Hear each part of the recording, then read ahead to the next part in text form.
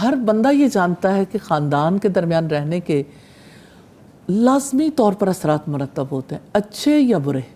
دو ڈاکٹرائنز ہیں نا سوسائٹی میں جو بہت زیادہ چلتی ہیں. جی ٹھیک ہے، ایک تو بہت حق میں، ایک بہت خلاف ہیں.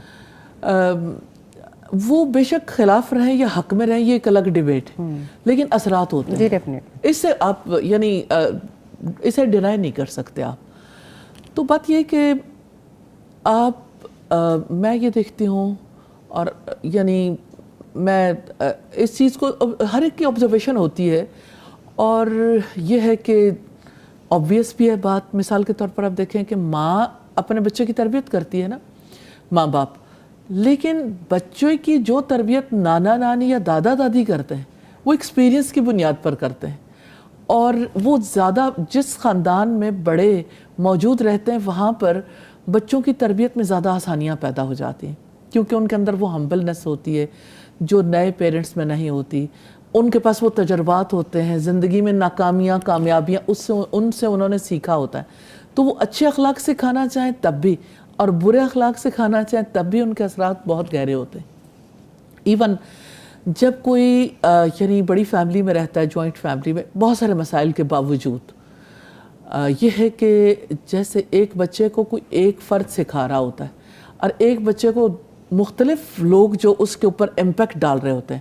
اگر ایک صالح خاندان ہے تو صالح خاندان بچے کو ایک گرفت میں ضرور لے لیتا ہے، اور یہ ہے کہ کبھی کوئی کہانی سنا کے، کبھی کسی سے محبت کا اظہار کر کے، کہیں کھانا کھاتے ہوئے، کہیں تفریح پہ جاتے ہوئے، کہیں کوئی اور کام کرتے ہوئے، دن رات میں کنٹینیوس یہ سلسلہ جاری رہتا ہے. تو مجھے ایسا فیل ہوتا ہے کہ مشترکہ خاندانی نظام میں تو کنٹینیوس تربیت ہے، کنٹینیوس اخلاق بدلنے کا ایک معاملہ جاری رہتا ہے. اور جس وقت اگر ہم یعنی اکیلے ماں باپ کو دیکھیں تو وہ تھک جاتے ہیں، ہار جاتے ہیں، اور وہ کہتے ہیں آخر 24 گھنٹے میں کوئی ہمارا بھی تو وقت ہے. ماں باپ کا وقت، اگر ماں باپ یہ محسوس کریں کہ ہم تھک رہے ہیں، تو ساتھ ہی یعنی خاندان میں چچا چچی ہے، یا پھپھو ہیں، یا کوئی اور دادا دادی ہیں، یا اسی طرح سے ننیالی خاندان ہے، کتنے لوگ ہیں جن کے اثرات پھر مرتب ہوتے رہتے ہیں، جو اس ذمہ داری کو اس دوران قبول کر لیتے ہیں، اور بچوں کو جو ہے وہ ایک صحیح ٹریک پہ چڑھانے کے لیے معاون اور مددگار ثابت ہوتے ہیں.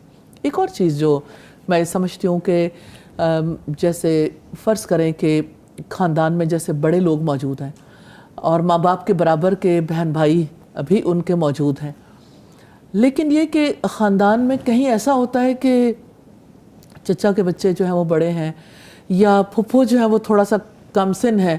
اچھا، وہ بچوں کے مزاج کو زیادہ اچھے طریقے سے سمجھنا شروع کر دیتے ہیں کہ بچے اس دور میں کن کن چیلنجز سے گزرتے ہیں اور کیا صورتحال پیش آتی ہے. تو بچوں کے ساتھ دوستیاں ہو جاتی ہیں، دوستی میں بہت ساری چیزیں سکھائی جا سکتی ہیں. صالح خاندان ہو تو اچھے اخلاق کی نشو و نما زیادہ بہتر ہو سکتی ہے، اور اگر صالح خاندان نہ ہو تو نیچرلی بچوں کے بگڑنے کے چانسز بھی بہت زیادہ بڑھ جاتے ہیں. دونوں باتیں موجود ہیں.